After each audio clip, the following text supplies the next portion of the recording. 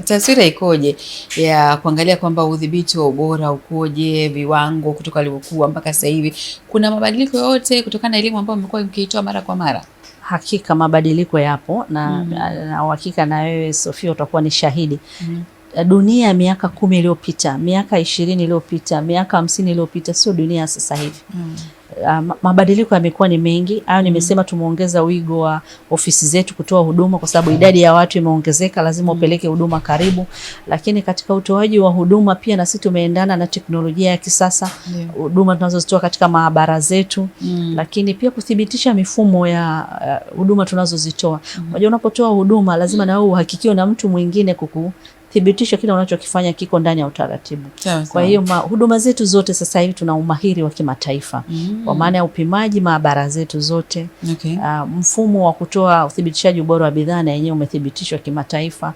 Lakini pia na wakaguzi wetu wanaotoa zile huduma na yenyewe imethibitishwa kimataifa. Lakini pia na huduma ya vipimo calibration, kule tunatoa uhakiki wa vipimo kwa maana ya kuhakikisha kama una thermometer inasoma sahihi na inatoa majibu sahihi na yenyewe pia imethibitishwa. Lakini pia tuna zile calibration measurement capabilities, tunasema kisayansi kwamba mbali ya kuthibitisha na kuwa na umahiri zaidi ya pale katika ngazi ya kidunia, tumehakikiwa kwa kuandika machapisho ya kimataifa yamethibitishwa kwamba tuna umahiri ule. Sasa ninaposema hizi zina maana gani kwa Mtanzania wa kawaida?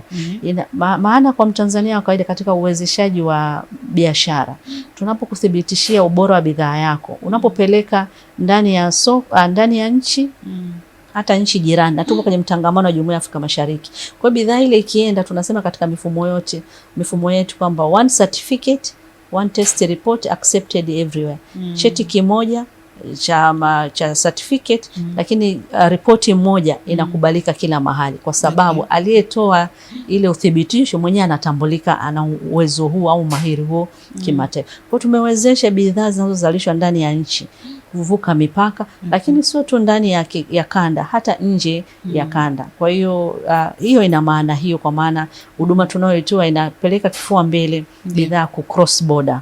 Sawa. Kwa kuwa nyinyi sasa ndio wasimamizi wakuu wa mchakato huo mzima, pengine mtu ambaye anafanya biashara leo alikuwa hajapita kwenu kuweza kuwaona, ni vigezo gani ambavyo anatakiwa kuvijua kwamba anatakiwa kuwa na kigezo hiki na hiki ili aweze kuja kukaguliwa na kupata hiyo ithibati tunayosema ambayo inaruhusiwa sasa, kwamba sasa wewe peleka product yako nje ya nchi ama ingiza product yako kutoka nje ya nchi kuja Tanzania?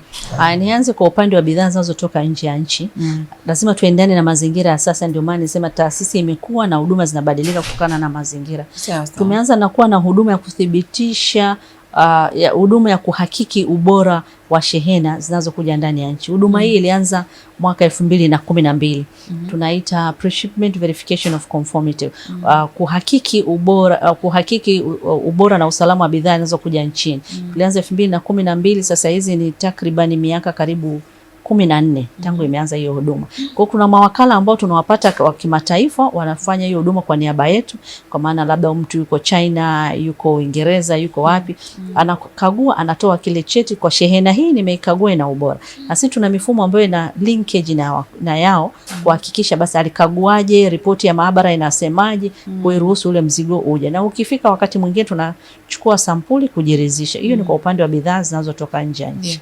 Lakini bidhaa zinazozalishwa nchini, wale wenye viwanda wataingia kwenye mifumo yetu. Maana tumesema tuna digital transformation kubwa, maboresho ya mifumo ya TEHAMA.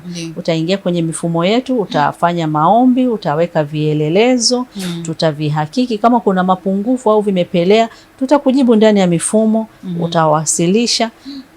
Wakati tu unapokutana na mfanyakazi wa TBS ni pale anapokuja kukagua eneo lako, lakini mengine yote yanaendelea ndani ya mifumo. Kwa hiyo atakuja kukagua, atachukua sampuli, italetwa maabara, na nzuri zaidi tunasema uwazi. Sampuli yako ikija maabara unaona imefika, imepokelewa, imepimwa, majibu yametoka, cheti kinatoka au akitoke, na wakati mlolongo wa kuwafanya approve ya kile cheti unaona iko kwa nani. Na cheti kikitoka na unakipata kwenye mtandao, una print, maisha yanaendelea.